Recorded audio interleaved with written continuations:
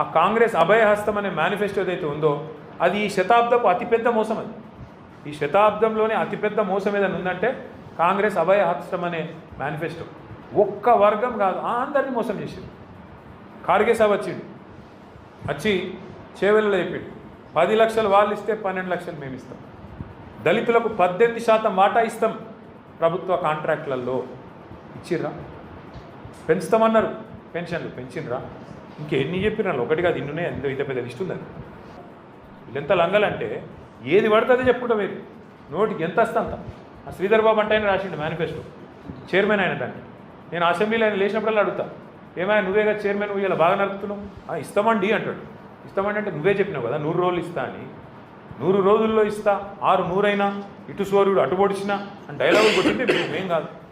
అందుకే అడుగుతున్నాం. 100 రోజుల్లో చేయలేదు కాబట్టి 600 రోజులు అయింది కాబట్టి అడుగుతున్నాం బరాబర్. అంటే వాళ్ళకు ఉక్రోషం వస్తా. తుంగతుర్తికి, కోదాడకు, సూర్యాపేటకు చివరి మడి వరకు నీళ్ళు ఇచ్చింది కేసీఆర్ కాళేశ్వరం ద్వారా. అది ఆయనకు తెలుసు, తెలియదని కాదు. కానీ ఎంత లంగా అంటే ఈయన వచ్చినాక 2 నెలల నుంచి నీళ్ళు లేవు. అన్నీ తెలుసు, ఇది తెలుసు, అది తెలుసు. కానీ చర్చకు వస్తావా అంటాడు. మొన్న పోయినాం చర్చకు రమ్మని, ఆడికెళ్ళి మళ్ళీ వీకెండ్ మళ్ళీ చర్చకు వస్తావా నిన్న డైలాగ్. ఏమనాలి? చర్చకు పిలిస్తేనేమో పారిపోతాడు బిరికి సన్నాసి. మళ్ళనేమో చర్చకు వస్తావా కేసీఆర్, నాగార్జున సాగర్ కట్ట మీదకి వస్తావా? మేమన్నాం ఇక రారాబాయి మరి మేడిగడ్డ బరాజ్ మీదకి రాయిగా ఆడిడేందుకు. మంచిగా ఉంది, అది కూలిపోలే. నువ్వు కూలేశ్వరం అని నీకు నెత్తి బాగలేక నువ్వు అంటున్నావు. కానీ నిన్నగాకమన్నా మా జగదీశ్వర రెడ్డి గారు పోయొచ్చు మొత్తం మేడిగడ్డ బరాజ్ మీదనే కారు నడుపుకుంటా, ఒక ఇక్కడనే కుంగింది, ఒక ఈయనే నా కారు ఉంది చూడుండ్రి అనుకుంటా ఆయన ఇలా ఆడ పెడతాడు సూర్యాపేటలో. బిడ్డలకు చెప్పిండు నెలకు 2500 ఇస్తాను, ఎదురు చూస్తాను. 1,68,00,000 మంది ఆడపిల్లలు 18 ఏళ్ళు నిండిన వాళ్ళు ఉన్నారు రాష్ట్రంలో.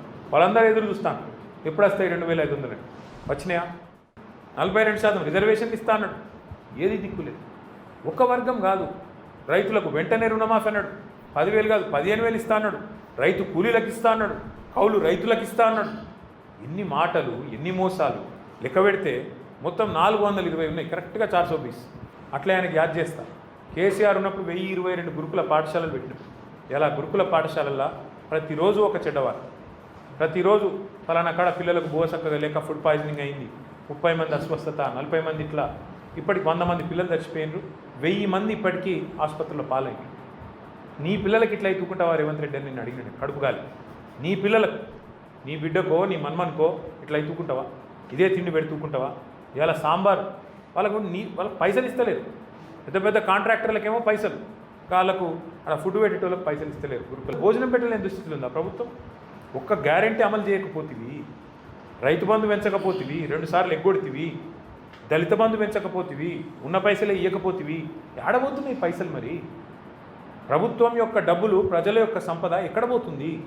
ఎవరి జేబులకు పోతుంది? ఢిల్లీలో రాహుల్ గాంధీకి పోతుందా? కాంట్రాక్టర్లకు పోతుందా? మరి ఏడబోతున్నది చెప్పాల్సిన బాధ్యత ప్రభుత్వానికి లేదా? అందుకే మేము కొట్లాడుతుంటే మా మీద కేసు, ఈ కేసు నొక్కుదామా, ఆ కేసులో నొక్కుదామా, ఏం బీక్తావు? ఎక్కువ ఓ కేసు పెడతావు, 4 రోజులు జైలుకి పంపుతావు, నీకు కక్ష తీసుకుంటావు, అంతే కదా. కేసీఆర్ గారు మా అందరికి కూడా చెప్తా ఉన్నాడు, ఏందయ్యా మీరు దళిత బంధు మర్చిపోయినరా, ఎందుకు మాట్లాడతలేరు మీరు అందరూ, ఏం పుట్టింది మీకు అని చెప్పి మాకు కూడా ఎప్పటికప్పుడు సార్ చెప్తూనే ఉన్నాడు. మేమందరం కూడా మీకు అండగా నిలబడతాం. ఉదాహరణకు కూడా మీరు మంత్రులే చేయాలని వారం రోజుల ముందే చెప్పుండ్రి, మొత్తం పుట్టమలతో సహా ప్రతి కార్యకర్త ప్రతి అని చెప్పి వాళ్ళు కూడా భయపడతారు. కానీ అల్టిమేట్గా మాత్రం నేను చెప్పేది ఒకటే, ఏ ప్రభుత్వం అయినా, ఏ మంత్రి అయినా, ఏ ముఖ్యమంత్రి అయినా, ఎంత గొప్పోడైనా ప్రపంచ చరిత్ర చూస్తే మంచి మోకా ఇప్పుడు మనకు దొరికింది. లోకల్ బాడీ ఎలక్షన్ ముంగట్నే ఉన్నది. సర్పంచ్, ఎంపీటీసీ, జెడ్పీటీసీ, అట్లే కౌన్సిలర్ ఎలక్షన్లు ముంగట్నే ఉన్నాయి. నా ప్రార్థన మీతోని దళిత జాతిని తప్పకుండా జాగృతం చేయాలి, చెప్పాలి.